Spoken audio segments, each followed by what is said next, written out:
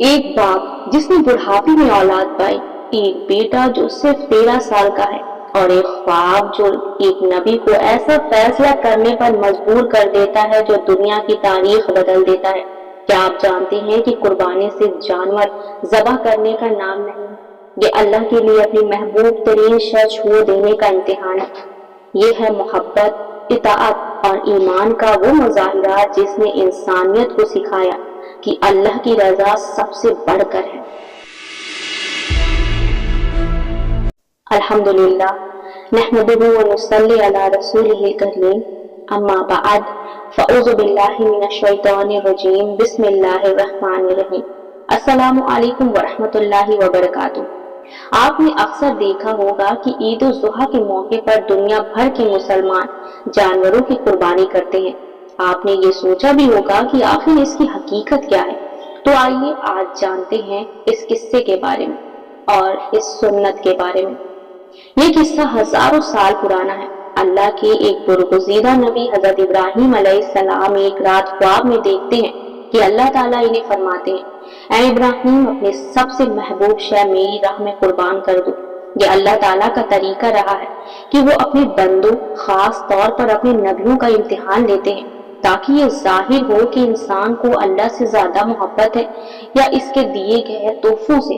चूंकि अंबियाए के ख्वाब सच्चे होते हैं और वही के बराबर समझे जाते हैं, तो हजरत इब्राहीम अलैहिस्सलाम ने अपने ऊँटों में से 100 ऊँट अल्लाह की राह में कुर्बान कर दिए, जो कि आज के दौर में ये ऐसा ही है जैसे कोई अपने शहर के बीचों बीच की करोड़ों की कीमती जमीनें सिर्फ अल्लाह की रजा के लिए वक्फ कर दे, या जैसे कोई अपनी विरासत में मिली हुई सैकड़ों गज की वो जमीन जो नस्लों से इसके खानदान की पहचान हो अल्लाह की राह में कुर्बान कर दे।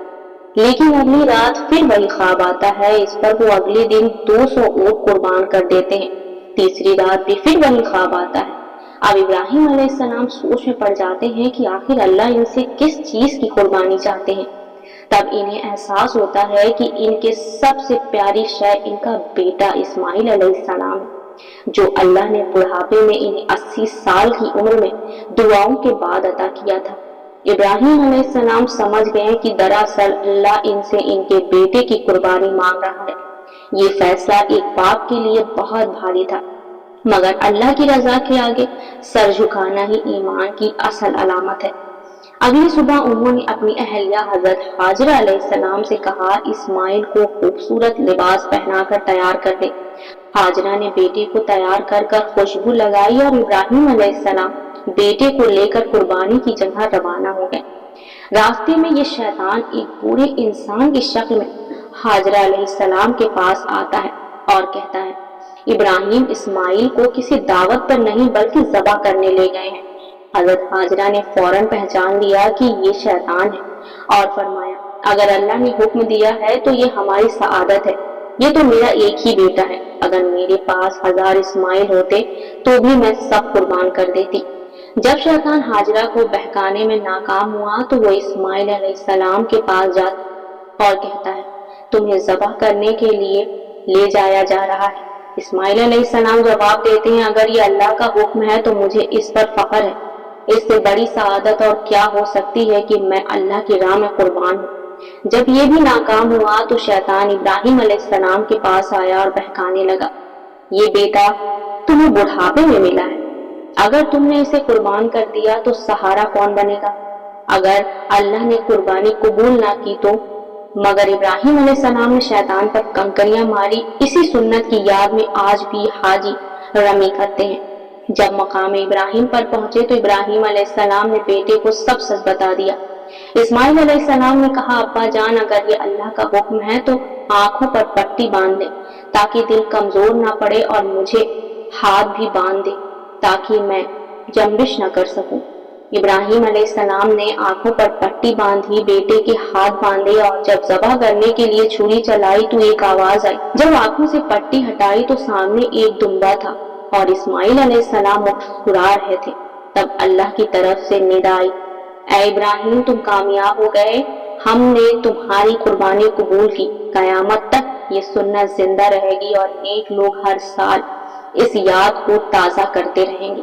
ईद उल जुहा इसी सुन्नत इब्राहीम की याद है। اس دن قربانی کا گوشت 3 حصوں میں تقسیم ہوتا ہے۔ یہ دن غریبوں کی زندگی میں خوشیوں کا رنگ بھرتا ہے جب ان کے حصے میں گوشت آتا ہے اور وہ پورے سال کے انتظار کے بعد اس لمحے کو پاتے ہیں۔ قربانی کا گوشت 3 حصوں میں تقسیم کیا جاتا ہے، ایک حصہ مسکینوں کے لیے، ایک حصہ رشتہ داروں کے لیے اور ایک حصہ اپنے لیے۔ غریب اس دن کو ایک خواب کی طرح محسوس کرتے ہیں کیونکہ وہ لمحہ ہوتا ہے جب ان کی تقدیر بدلتی ہے، جب لذت اور خوشی کا ایک نیا آغاز ہوتا ہے۔ یہ دن صرف رزق نہیں بلکہ محبت، سخاوت اور انسانیت کے انمول جذبے کا جشن ہوتا ہے جو دلوں کو قریب لاتا ہے اور انسانوں کو ایک دوسرے کے دکھ درد میں شریک کرتا ہے۔ یہ عید انسانیت کی خدمت کا ایک عظیم ذریعہ ہے۔ ان 10 ایام کی نیکیاں اللہ کو پورے سال کی عبادتوں سے زیادہ پسند ہے، اس لیے ان دنوں میں زیادہ سے زیادہ صدقہ، خیرات اور قربانیاں کرنی چاہیے۔ آخر میں آپ کے لیے ایک سوال، کیا ہم آج بھی اس جذبے کے ساتھ اللہ کی راہ میں اپنی چھوٹی چھوٹی خواہشات، وقت یا مال قربان کرتے ہیں؟ کیا ہمارے دلوں میں وہی جذبہ قربانی باقی ہے جو حضرت ابراہیم علیہ السلام اور حضرت اسماعیل علیہ السلام کے دلوں میں تھی؟ السلام علیکم ورحمۃ اللہ وبرکاتہ۔